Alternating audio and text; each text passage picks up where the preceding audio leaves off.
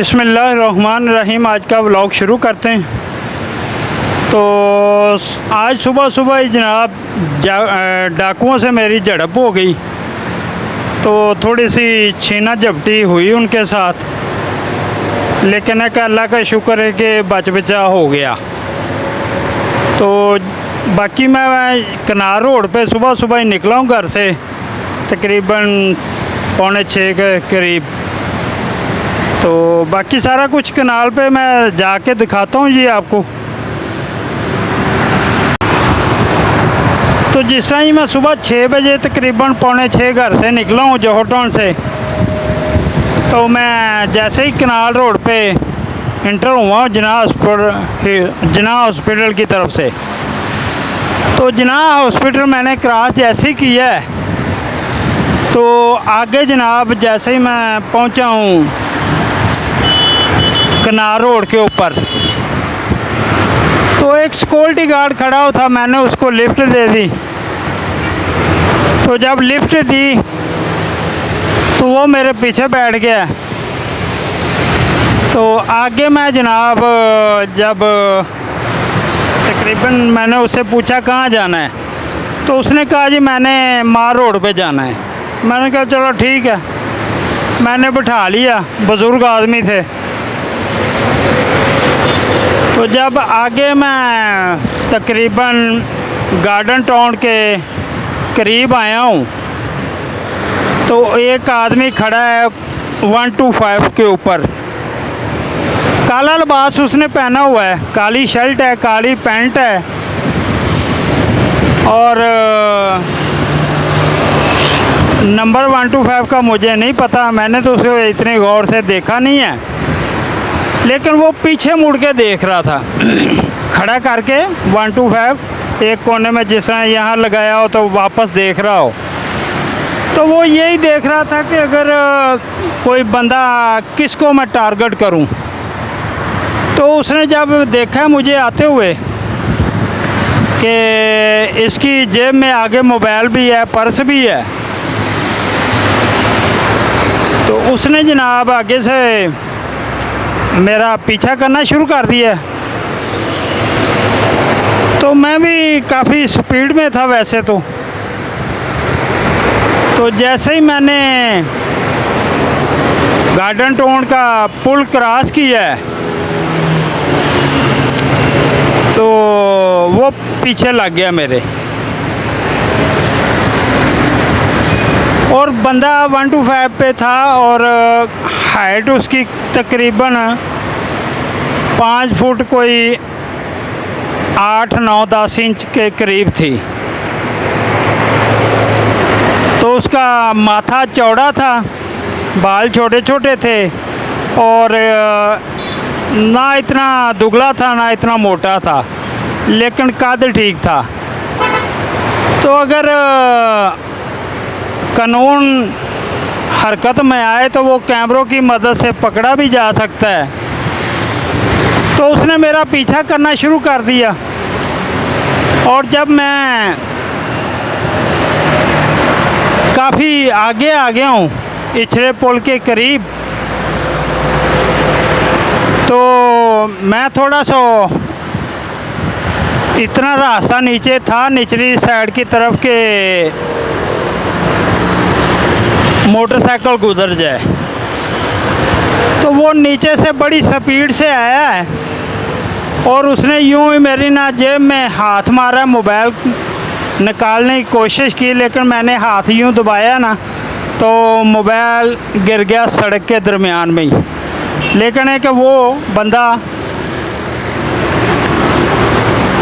उस टाइम बड़ी स्पीड पे फिर निकला है। तो अल्लाह का शुक्र है कि जी मेरी कोई चीज़ गई नहीं है, ना मोबाइल गया है ना पर्स गया है।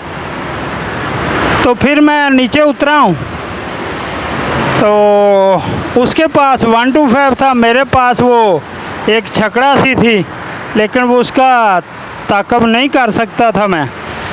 तो काफ़ी दुनिया जा भी रही थी, देखा भी लोगों ने, लेकिन कोई क्या करता, कोई कुछ नहीं कर सकता।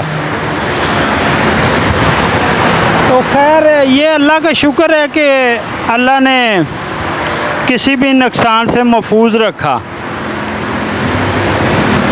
तो ये बड़ी मतलब कि एक मज़े की बात है कि मैं सुबह जब उठा हूँ तो मैंने एक हमारे अजीज़ है, मेरा फूफा है, उसकी फौतगी हो गई थी, मतलब वो, तो मैंने उनके जनाजे पे जाना था। तो जब मैं घर से निकला हूँ तो फिर ये वाक़या पेश आ गया और जब मैंने उसका पीछा थोड़ा सा किया लेकिन मेरी मोटरसाइकिल का चैन उतर गया। फिर मैंने कहा चलो दफ़ा करो, लेकिन मोबाइल मैंने उधर से अल्लाह का शुक्र है उठा लिया, तो मोबाइल को भी कोई नुकसान नहीं पहुंचा। तो मोबाइल की यार बात तो कोई नहीं, लेकिन है कि देखें गरीब आदमी के लिए लेना बड़ा मुश्किल है ये, ताकि 70-80 हज़ार रुपये का मोबाइल है आजकल, तो इससे कम तो है नहीं, तो फिर बंदा क्या करे। लेकिन मैं अल्लाह का लाख लाख शुक्र अदा करता हूँ कि जिसने मुझे उनसे महफूज रखा और मेरा कोई नुकसान नहीं हुआ। तो जब सुबह मैं उठा हूँ नमाज के लिए तो मेरे ज़हन में यही था कि जिस तरह एक हजूर के दौर में कोई बादशाह था, तो उसने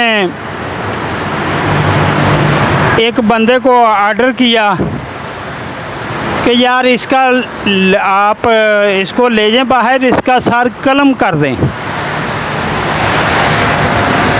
तो वो भी कोई सहाबी रसूल थे जहाँ, तो उन्होंने कहा जी बाहर लेके आया उसको, उसका सर कलम करने के लिए।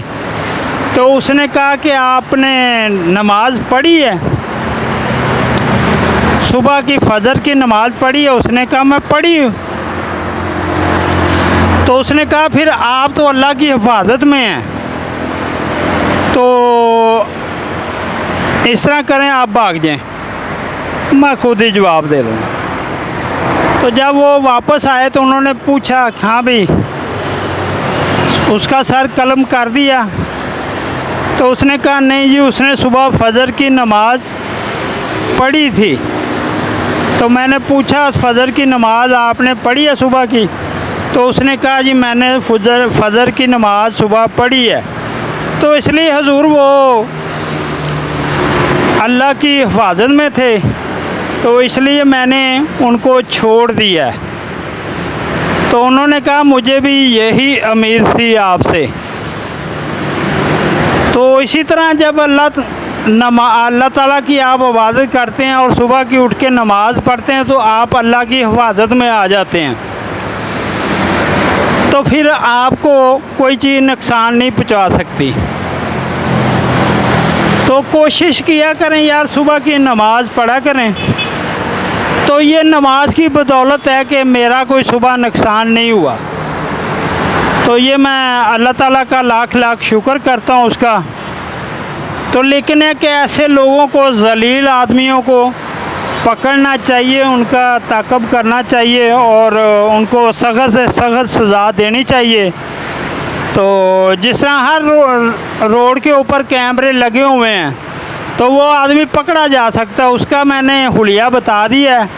काली शर्ट थी और काला ही वो ट्राउज़र पहना हुआ था उसने, पैंट जो थी, और छोटे छोटे बाल थे और चौड़ा माथा था। तो कद तकरीबन 6 फुट के करीब या थोड़ा सा कम होगा, काफ़ी लंबा बंदा था।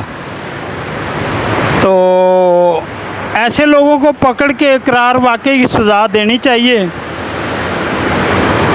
तो इंशाल्लाह कानून से उम्मीद करते हैं कि वो ज़रूर पकड़ा जाएगा इंशाल्लाह। तो वो कनार रोड सुबह ये 6 बजे का वाक़या है।